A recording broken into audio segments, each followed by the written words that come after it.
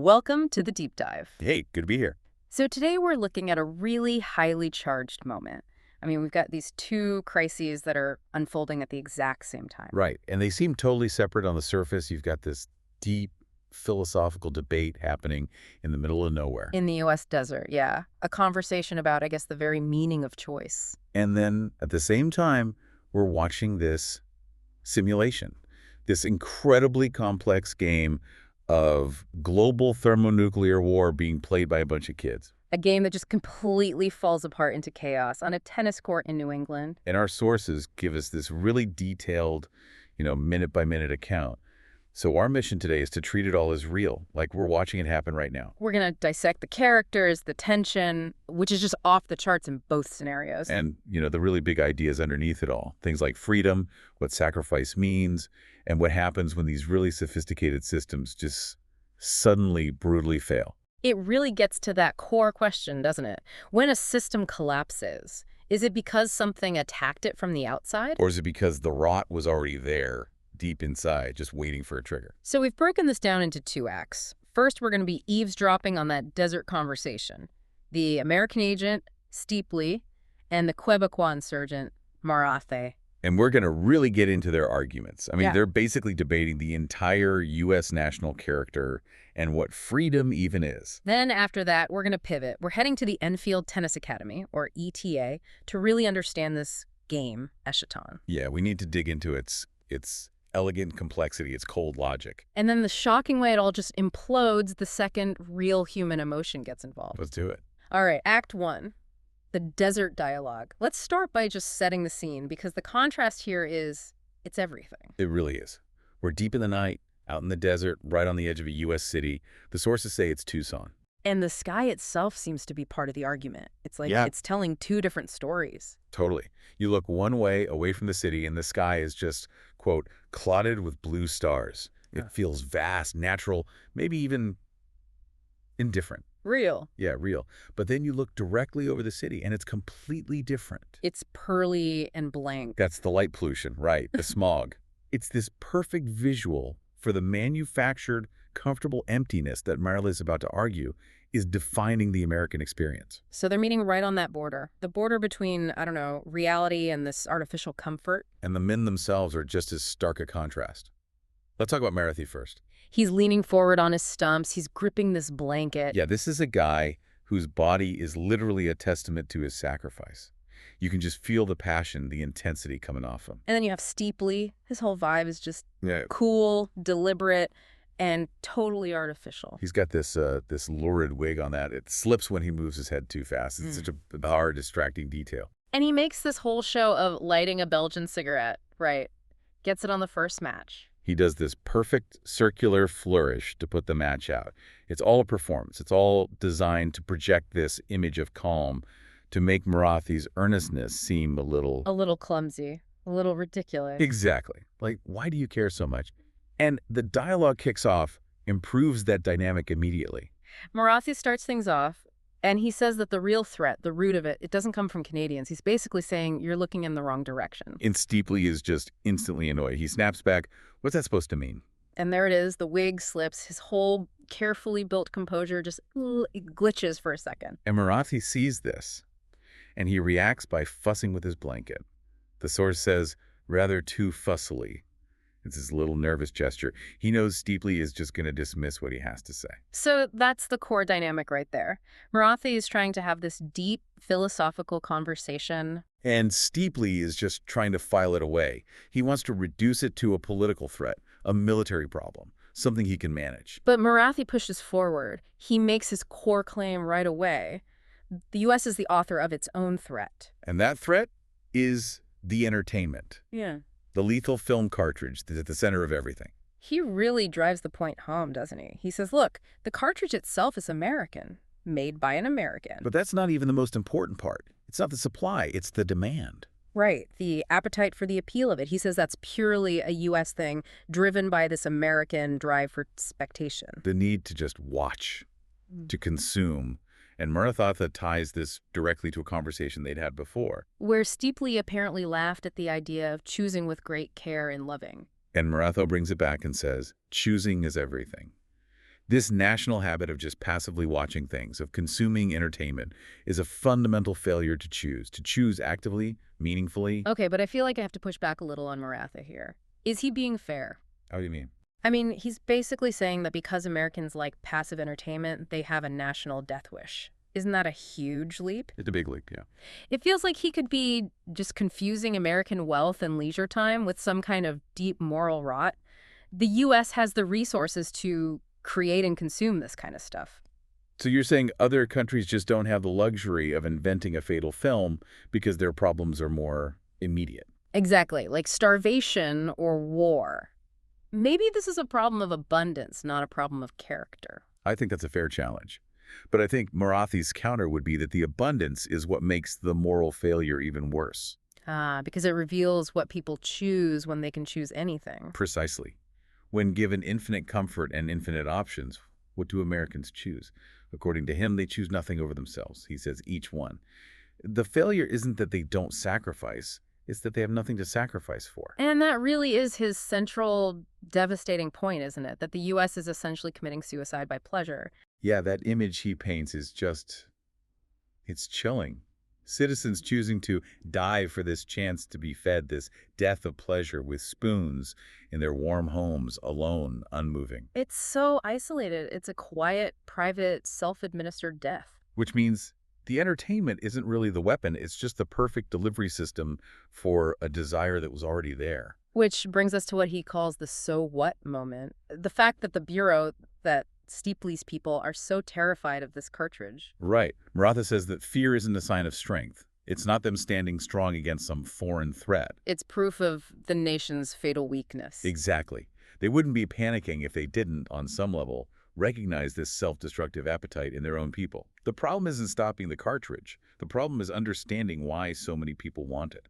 And then he draws the sharp contrast between that appetite and what he calls true sacrifice. He talks about other peoples who still know what it is to choose, people who would die for something larger. He means people who sacrifice their homes, their families. Their own bodies. Yeah. He's clearly referencing his own legs, his stumps.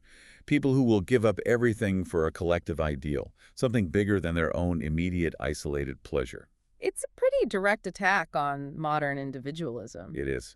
For Marathi, freedom is only meaningful if it's tied to some kind of moral structure, a structure that sometimes demands you don't choose pleasure, that you choose duty or necessity instead. And he sees American culture as one where personal comfort is basically the highest possible good. There's nothing above it. And Steeply, after listening to all this, he just maintains his composure. The source has this great detail that he's smoking like a woman. What do you think that means? I don't know, it's so specific.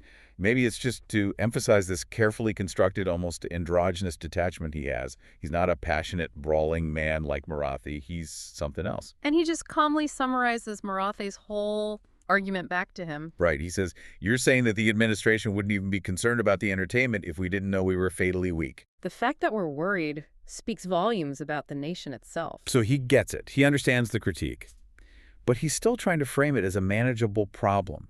A hazard of being free, maybe. But Marathi knows he's landed a punch. And he uses that opening to shift from just philosophy to actual strategy. Yeah, he completely dismisses the idea that you can use force to stop this. Yeah. He lays out the AFR's whole plan. The AFR being the Action Fédérative Révolutionnaire, the Quebecois insurgent group he's a part of. Right, and he says, look, we will force nothing on USA persons in their warm homes. We will make only available entertainment. That's so chilling. We're not going to attack you. We're just going to put the weapon on the table and see what you do. It's the ultimate test. If a population has never been taught how to choose carefully, how will they react when faced with the ultimate pleasure death? And he makes this really devastating historical comparison. The war on drugs, he says, trying to stop the entertainment is like trying to stop the flow of narcotics by killing the suppliers. He points out that the U.S. killed Colombians and Bolivians to try and protect its citizens from their own desire for drugs. But it didn't work. The Brazilians just stepped in and replaced them. The intervention failed because the real problem wasn't the supply. It was the internal, unaddressed demand. The desire for the narcotics, it's the exact same principle here. You can kill all the Quebecois suppliers you want. You can make laws. It won't work because the demand is the real enemy. And Steepley's wig at this point has slipped hard to starboard. You can feel his frustration building. He's trying to find a box to put this in, a political box. So he tries to make a distinction. He says, okay, drug dealers want money. You people seem to want us dead. He's trying to frame them as just another terrorist group. He even names names, the FLQ, 40. He's trying to make it a conventional threat. But Marathe just sidesteps it completely. He dismisses the very idea of killing. He says you cannot kill what is already dead. I mean, what a statement. It's terrifying. For Marath, the death isn't a future event. It's already happened. The death is the appetite to choose death by pleasure. Any actual physical collapse, any political assassination, that's just, as he says, the formality only. So who does he credit with this insight? He talks about the genius of Guillaume Duplessis, who seems to be a central figure in their ideology. And what was Duplessis's genius? He understood that the AFR didn't need a bomb or an army. All they needed to do was create the choice for this death of the head by pleasure. Because once that choice is on the table and once the appetite for it is established, the rest is inevitable. The exact time and method of the final collapse just don't matter anymore. So if the enemy isn't Quebec, who is it? Where did this appetite come from? Marathe puts the blame squarely on American history. He says the nation was killed by someone among your own history who let you forget how to choose. Some authority figure, known or not. Right. Someone who taught Americans that temples are for fanatics only. Basically, they stripped away all the old ideological and religious foundations, all the maps for how to live a meaningful life. And without those maps, what's left? The confusion of permissions, a world where anything is allowed, so nothing has any real weight or meaning. Which leads to this without end pursuit of a happiness that's totally disconnected from any kind of foundation. And he sums up the whole moral vacuum with that American phrase he uses. How is it you say anything is going? At this point, Steepley is backed into a corner, but he comes out swinging. He's fiercely defensive. And he immediately makes the leap. He equates Marathe's vision of a sacrificing, purpose-driven Quebec with fascism. Yeah, the National Socialist Neo-Fascist state of separate Quebec. He calls it totalitarity. Cuba with snow. He's basically accusing Marathe of promoting a kind of moral eugenics. He sees this idea of guided choice as inherently authoritarian. And that's Steepley's core defense. He argues that all the things Marathe sees as weaknesses, the consumerism, the sloppiness, the self-destructiveness, those are just the hazards of being free. His bottom line is, there are no choices without personal freedom. This is Steepley defending what we might call freedom from. Freedom from what? Freedom from constraint and forced duress. Freedom from being told what to do.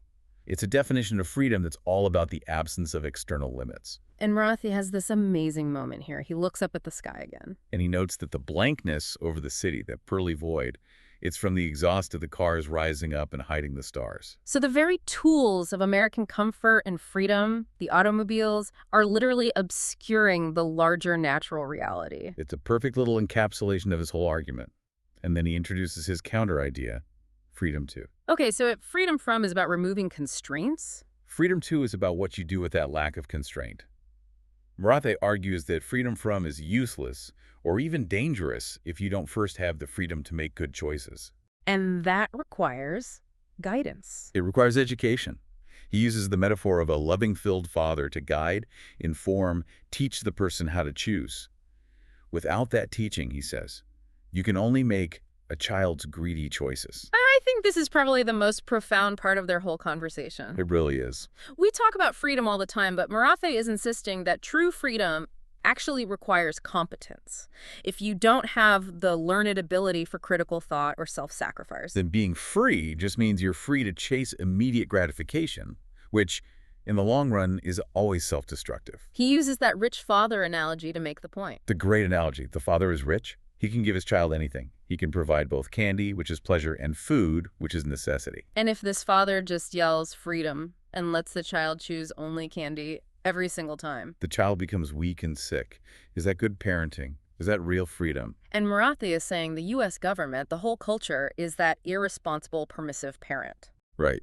The ability to choose means nothing if you don't have the capacity to choose well. And Steepley's reaction to this is intense. The sources say the pimples of riot on his face actually get redder. He's clearly agitated. And he just insists, U.S. citizens are not children. And then he forces the final brutal implication of Marathe's whole strategy. He spells it out. He does. He says basically, so you and 40 are, you think Americans are children. Bullies maybe, but still children inside. And that we'll kill ourselves for you if you just put the candy within arm's reach. He's turning the knife. He's saying, your entire plan depends on us proving you right by being immature and self-destructive. But Marathi gets the last word. And it's chilling. He seems to struggle to even show anger. He accuses Steeply of just arguing with himself. He says Steeply is imagining the things I will say and then say them for me and then become angry with them. And he calls that habit, that self-serving internal monologue, the habit of children. Lazy, lonely self. It's a devastating final blow. He's saying Steeply is so trapped in his own worldview, his own threat assessment, that he can't even hear the real critique. He's just projecting. And that last line just hangs in the air. I am not even here, possibly, for listening to. Marather's basically questioning if a real conversation even happened. And the whole thing just ends there, in this tense silence. No resolution, just deeper divides. Because Steeply couldn't or wouldn't really listen. Okay, so from that intense philosophical cliffhanger, we shift scenes immediately. And we shift to a very different kind of collapse. Yeah. We're now on 4 tennis courts at the Enfield Tennis Academy. The date is specific, November 8th, Interdependence Day, in what's called the Year of the Depend Adult Undergarment. So we're moving from a philosophical argument to, well, literal operational chaos. Let's talk about this game, Eschaton. It's more than just a game, right? It feels more like a religion for these kids. It's an institution, a mathematical liturgy. And look at who plays it, kids from 12 to 15. We're at that age where they're just starting to get abstract thought. And the appeal is its elegant complexity. The source also mentions this dismissive reenactment for song. That's a great phrase, a kind of thrilling intellectual chill you get from playing out the end of the world, but without any of the real stakes. And because it's so complex, it needs serious leadership. Right. We have Onus P. Lord. He's 13, a calculus phenom. He wears the beanie. He's the official statistician, the game master. He's the human brain of the operation. But the game's soul, its greatest player ever, is Michael Pemulus. And Pemulus has this unofficial emeritus power of correction. He's the one who really holds the institutional knowledge. Okay, so let's try to unpack how this thing actually works, because the complexity is staggering. Yeah. And it's key to understanding why it fails. First, you need 8 to 12 players, 4 tennis courts that are set up to be a map of the world. And you need 400 dead and bald tennis balls. Each one representing a 5-megaton thermonuclear warhead. The rulebook is apparently enormous. It's described as being as long and interesting as Pilgrim's Progress. And the players represent different global powers, the combatants. Yeah, you've got AMNAT, which is the American nation. Yeah. Soviet War for the Soviets, Red CHI for Red China. And then others like Libswire, South Half, and Indopac. And the number of warheads each side gets, the megatonnage, it's not random? Not at all. It's determined by this incredibly complex and rational formula. It involves military budgets versus GNP, strategic expenditures. All run through Pemulus's custom software, MathPack and Stat. On this super powerful computer, a DEC 2100, that belonged to James Incandenza and is hidden away in the tennis coach's office. So that computer is basically the game's central nervous system. It is. And the targets are just as meticulously mapped out. They're all pieces of athletic gear. Like an ETA t-shirt is a major metro area, a mama. A motel towel is an airfield or a bridge. Red tennis shorts are con for cons, conventional force concentrations. Black armbands are nuclear power plants. Socks are missile installations. Sneakers are submarines. Every single piece of clothing on the court has a specific calculable strategic value. And how do you launch these warheads? With a tennis racket.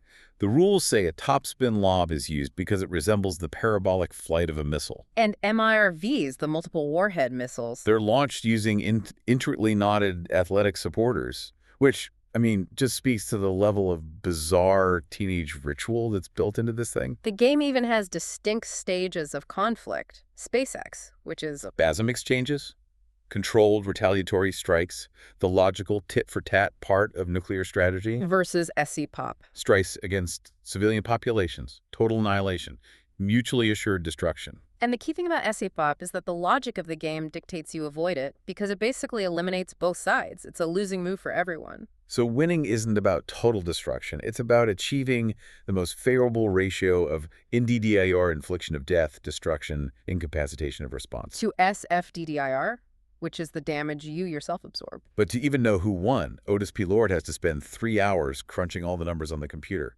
It's not immediately obvious. So why all this complexity? Why make it so incredibly dense and rule-bound? I think it connects right back to what Maratha and Steepley were talking about. The kids are trying to create the most perfect, rational map of conflict possible. The more math and logic they pour into it, the more insulated they feel from the messy, emotional reality, the territory of actual war. They're trying to build a system where they can achieve Marathi's freedom too, the freedom to make purely rational, logical choices, completely free of emotion. So now we get to the day of the game, Interdependence Day, and the simulation is kicked off by this rapid-fire series of escalating crises. It starts with some suspicious explosions at AMNAT receiver stations, then some Canadian ministers are spotted in Volgograd. It's all very cloak and dagger. The tension climbs. Sovwar trawlers get strafed. DEFCON levels start jumping up. AMNAT and Sovwar go to 4, Red Sea to 3. And you get this perfect blend of high-stakes tension and juvenile absurdity in the hotline calls. Right. The Soviet premier asks the U.S. president if he has Prince Albert in a can. And the president asks the premier if his refrigerator is running. It's this bizarre, passive-aggressive testing of the limits right in the middle of a global crisis. The attacks get more serious. The Sakhalin-Bigyur station explodes. There's missing uranium hexafluoride from Portsmouth, Ohio. An AMNAT minesweeper gets sunk. And then the computer, the NSTAT program, spits out this totally bizarre wildcard. Italy invades Albania. And just when you think it can't get crazier, Libswar airbursts a half-megaton device over Tel Aviv. 6-figure casualties. And just like that, everybody goes to DEFCON 5. The map is completely out of control. And that's when IR Lipswar is formed, represented by this 11-year-old kid, Evan Ingersoll. The whole thing finally peaks when a single 1-megaton warhead detonates over Provo, Utah. All communication goes dead. And the computer's calculation is clear. AMNAT has to respond with a SpaceX strike. The game is officially on. But here's the paradox. Even with this apocalyptic scenario playing out, the sources say the game itself is strangely subdued, almost narcotized looking. The kids are trying so hard to be adults. Staid, sober, humane, and judicious. They're obsessed with maintaining rationality, with ideology, with history. It's this perfect, passionless performance of what they think global strategy should be.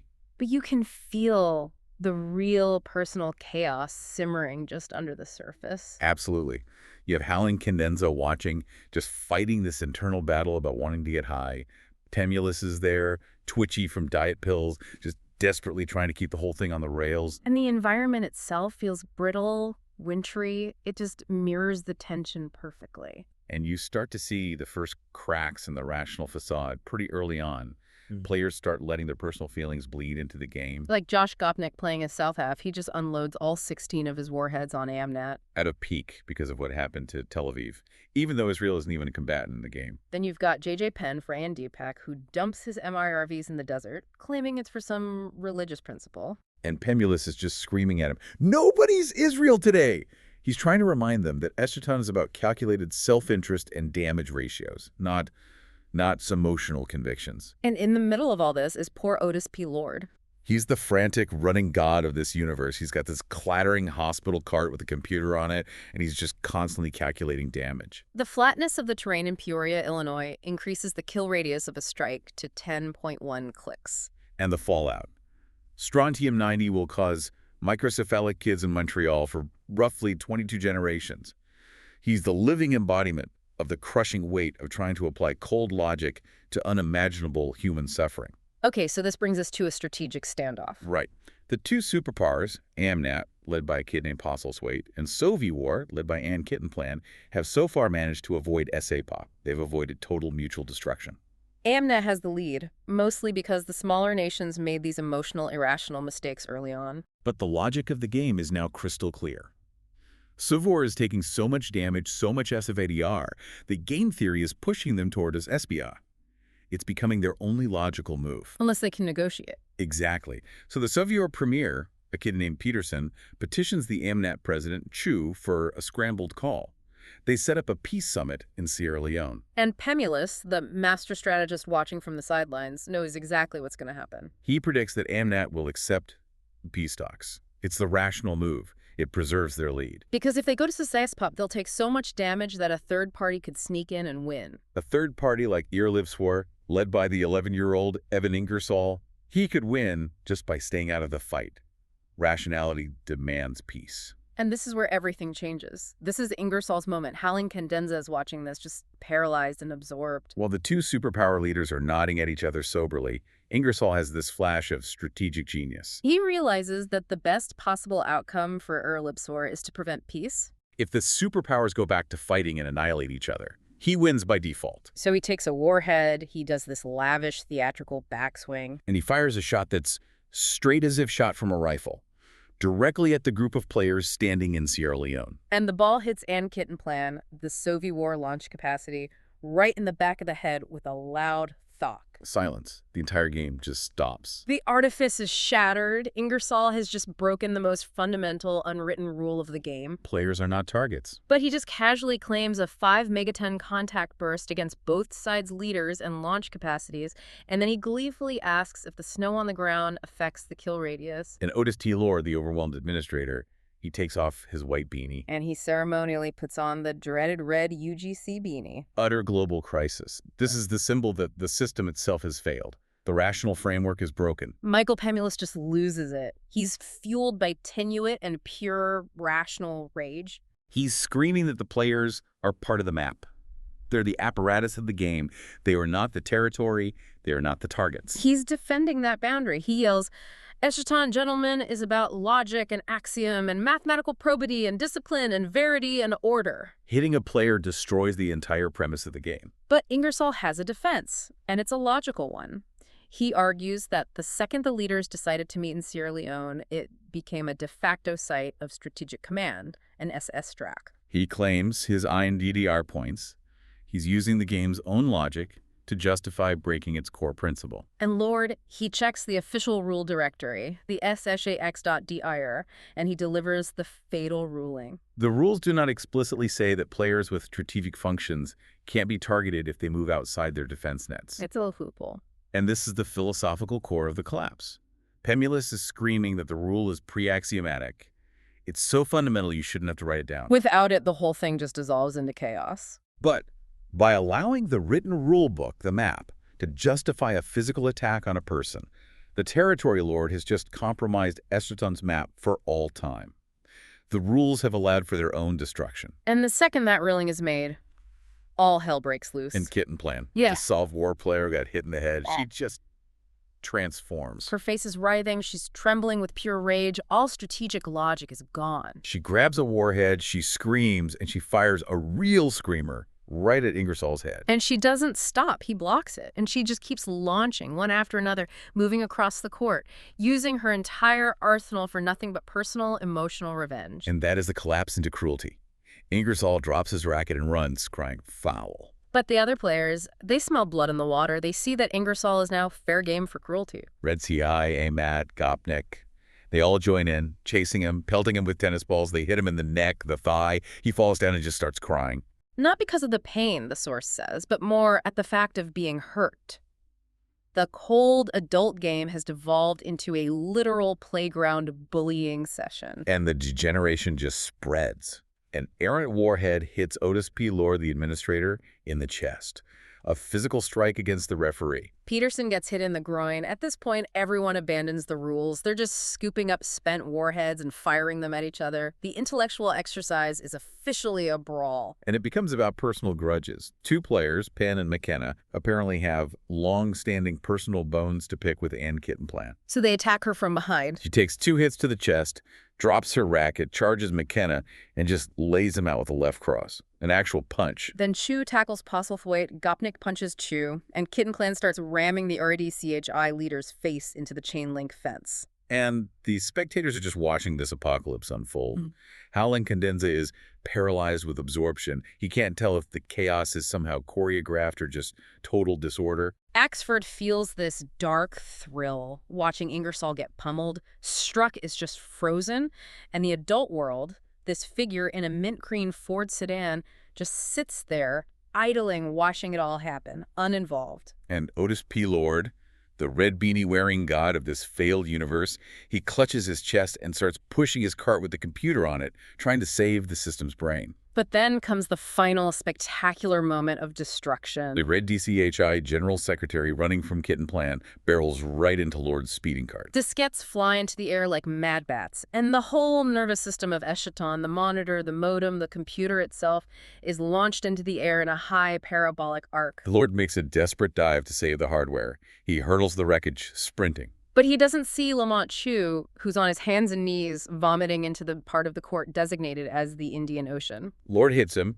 is launched spectacularly airborne, and goes headfirst straight down through the screen of the color monitor. Which had landed on its back, just blinking one final perfect message up at the white sky. And that's the end. The whole system is just carnage and broken glass. Kids are bleeding. Penn's leg is at an impossible angle. Kit and Plan is still ramming someone's face into the fence, and the 4 p.m. siren is just creepily muffled by the falling snow. The rational game is annihilated utterly the moment its players chose personal violence over cold calculation. Wow. So let's try to put this all together. When you connect that philosophical breakdown in Act 1 with the physical, structural breakdown in Act 2, the picture is pretty devastating. It's the same story, told in two completely different ways. Marathe warned steeply that the U.S. had lost the capacity for what he called freedom to. The learned ability to choose something bigger or more important than your own isolated pleasure. And he said that this internal weakness, this appetite for self-destruction, was the real threat, not some enemy at the gates. And what we just watched on the tennis courts was that exact failure, but in practice, it was a live demonstration. You have these kids representing world leaders operating inside this incredibly strict rational system. They have all the rules, all the math, the whole logical framework designed to force them into making smart choices. But the very second, they were given a chance to inject raw emotional violence into the game. The chance to attack the person instead of the target. They chose it instantly. They threw away strategic self-interest for petty, chaotic, personal rage. Yeah. They had the rules, but they lacked the emotional self-control, the freedom to actually follow them when it mattered. The irony is just. It's perfect. Steeply was so worried about the political threat from Quebec. But the sources show us that the true collapse, in both scenarios, came from inside. It was a self-inflicted wound. The national appetite for a fatal pleasure in one story. And the children's violent inability to maintain the distinction between the map and the territory in the other. The entire beautiful, complex structure of Eschaton depended on one unstated emotional rule. Don't hurt each other for real. And the moment Ingersoll realized he could incorporate the physical self into the map, the whole system became meaningless. So we'll leave you with this final, provocative thought. In the desert, in that high-stakes dialogue, and on the tennis courts, amidst the carnage, the real crisis wasn't the external bomb or the foreign enemy. It was the fragility of rational order itself. We all rely on countless unstated pre-axiomatic rules every single day. Rules that only exist because we all, collectively, agree to restrain our own worst impulses. So the question for you is, what's the unstated rule you rely on right now? The one that's holding your own personal structure together? And what would it take? What single moment of emotional chaos to shatter it completely?